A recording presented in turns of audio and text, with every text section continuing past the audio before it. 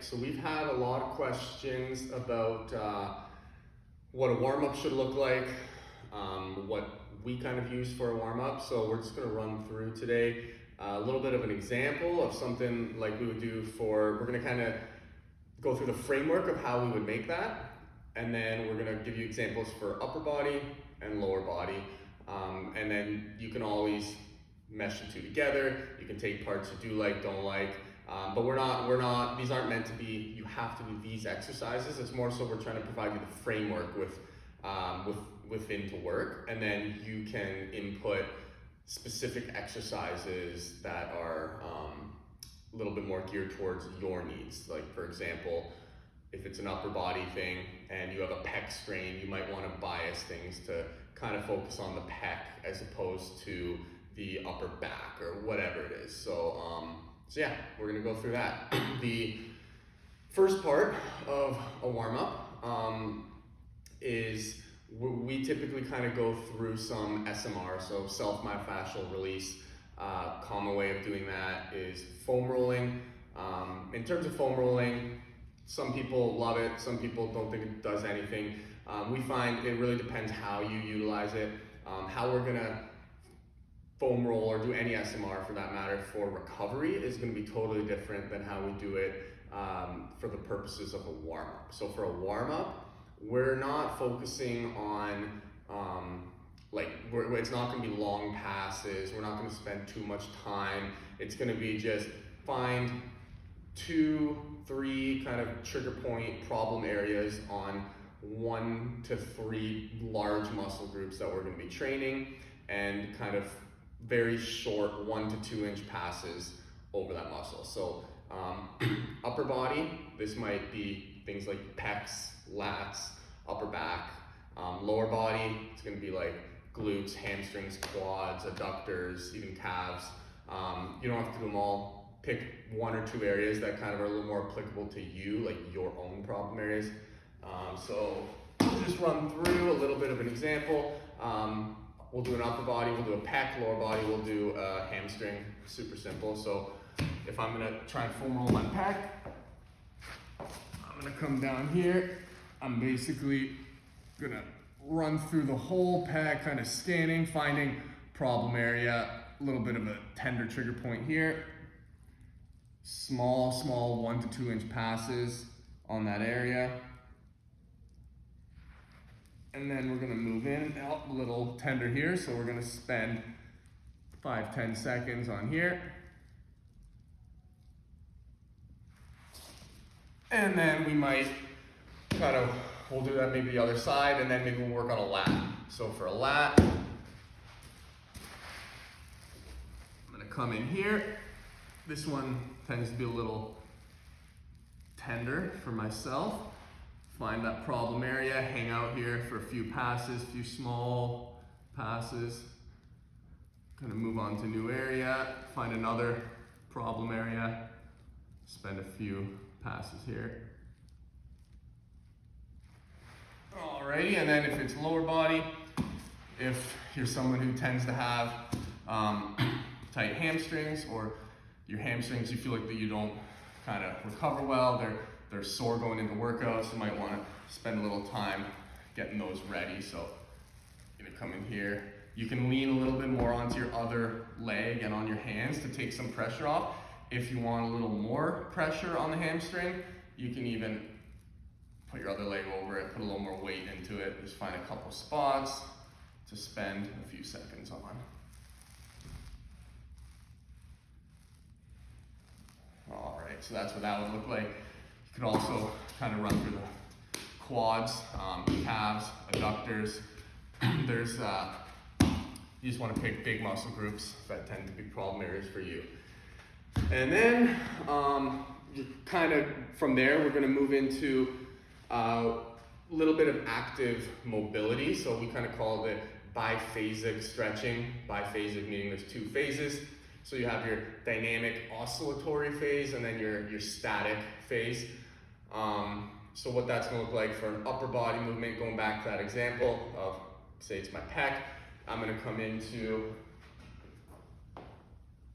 a stretch here with my pec. So I'm coming forward, but I'm not arching excessively to the back. With these, you want to stay in control of your whole body.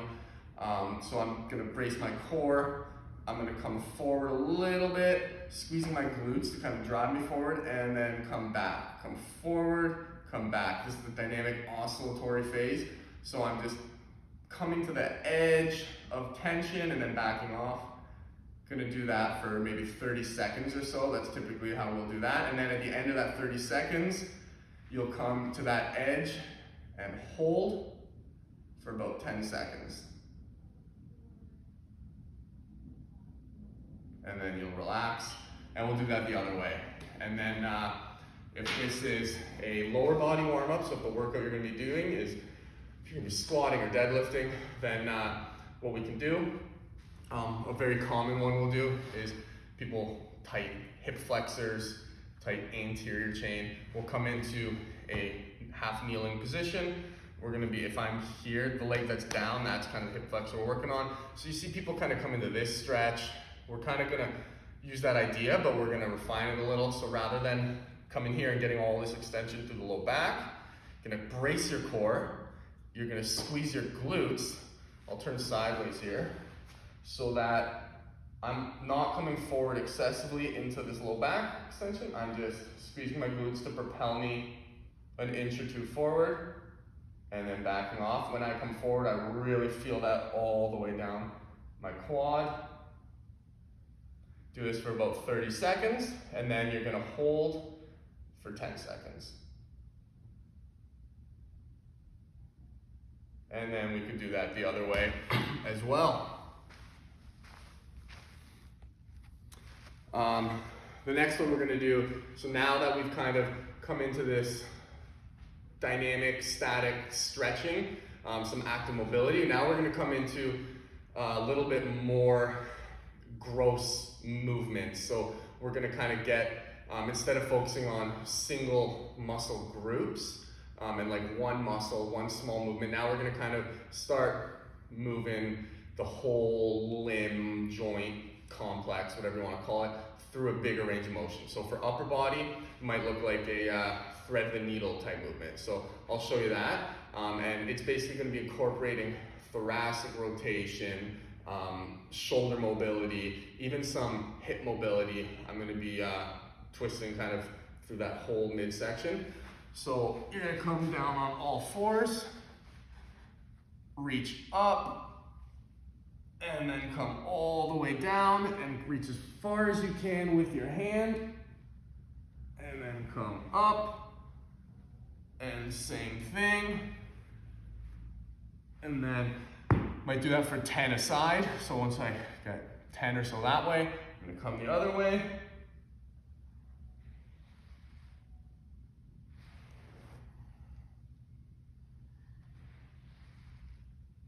Again, 10 or so aside. And then if this is a lower body warm up, we're gonna get into something where we're gonna be warming up the big movers of the lower body, like the glutes, the hip musculature. Also, you're gonna want to incorporate like the lats, for example, which is an upper body muscle technically, but it has a big impact on the lower body. We're gonna do that. We'll do something like a bird dog for that. So that's gonna be, I'll kind of go on an angle so you can see. So opposite arm and leg, gonna come out and back in. Gonna come the other way here. Bracing through the core, so I'm not excessively arching through my spine. I'm staying neutral in the midsection. It's all coming from my left hip and my right shoulder. And then you can go do about 10 that way, and then you can go the other way. Do about 10 as well. Alrighty.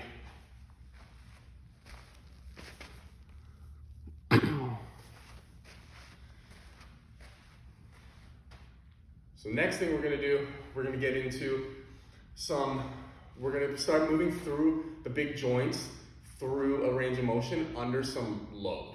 So we're gonna start basically trying to load the joint, and we've kind of moved on a little bit from the mobility, and we're gonna get into a little bit more stability type stuff. So what we're gonna do for that, for the upper body, if I wanna warm up the shoulders, that's a big one, I'm gonna do a shoulder windmill. That's a really common one that I'll do.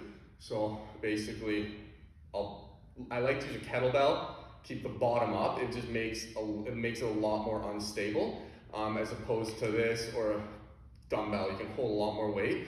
Now we want to really work on that stability. So we're going to come overhead, and I'm going to reach down, touch my opposite ankle, and come up, making sure I'm not letting this fall down here. I'm not bending this. I'm not letting the kettlebell fall.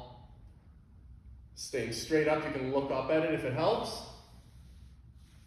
So I'm really stable through this shoulder. And you can do 5 to 10 each arm, each side.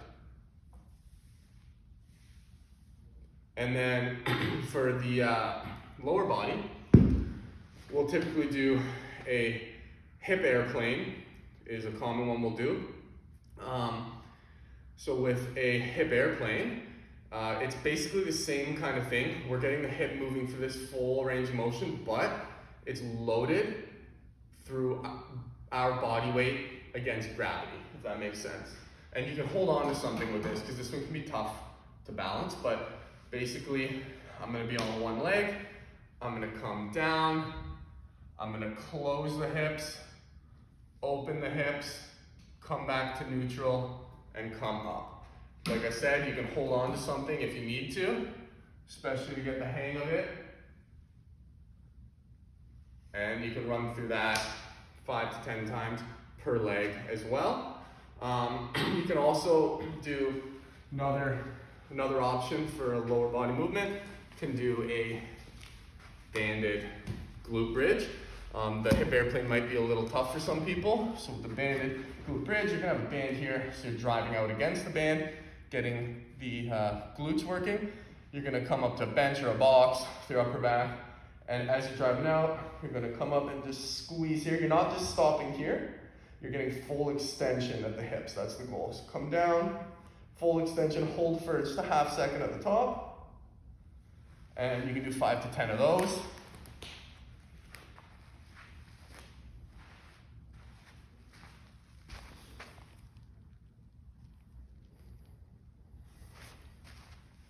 And then moving on, now we're gonna get into some actual movement patterns that we're going to be using in our workout. So if I'm gonna be doing a bench pressing workout, basically, if my workout's gonna involve pressing movements with my upper body, I might do a tempo banded push-up.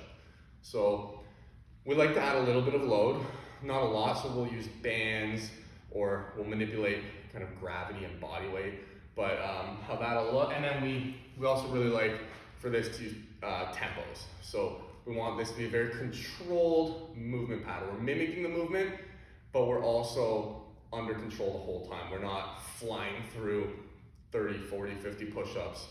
So we're gonna use like a 3-1-1-1 tempo, 3 being the eccentric. So I'm gonna put a band around my back, come down to do a push-up. I'm gonna go 3 seconds down. So 1, 2, 3. 1 second pause, 1 second up, 1 second pause, 1, 2, 3. 1, 1, 1, 1, 2, 3. Hold, up, hold, 1, 2, 3. And you get the point. We're gonna might do 2 or 3 sets of 5 to 10 of those. If it's a lower body workout, say we're gonna be squatting, we're gonna use the tempo goblet squat. This is a really good way to get the core engaged. Doing a goblet squat, weight in front of you, so it's gonna pull you forward. You're gonna have to fight through the core to stay upright. Use a challenging weight. You don't want this to be super, super easy, but you don't want it to crush you either. So you're gonna come here, and same thing with the tempo.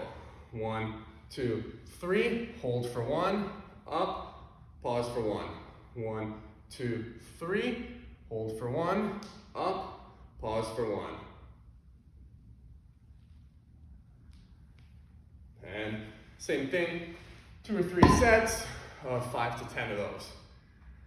Then the last part of this is going to be our central nervous system potentiation. So we're basically going to try to get our neural drive. We're going to try and get that elevated a little bit. So the central nervous system is kind of your brain, your spine. It's the control center that's going to tell your muscle to contract, help you like make your body move. So what we're gonna do for that is not a lot, but a few highly explosive movements that are gonna somewhat mimic the movements we're gonna be using. So this is an upper body workout. I'm gonna grab something like a slam ball. I might do one of two things. If I have a partner, I'll probably sit, take this, throw it as far and explosive as I can. Partner can roll it back. You can do that maybe 2 sets of 5. If I don't have a partner and I don't feel like getting the ball every time, you can do a med ball slam. So come overhead, throw it as hard as you can. I might do 2 sets of 5 of that. You don't have to go through these really quick. You definitely don't want to fatigue yourself. And then if there's a lower body workout, I'm gonna do something like a box jump or a broad jump. I'll do a box jump here as a bit of an example. So I'm just gonna, explosive, that's the key. You wanna be explosive with this.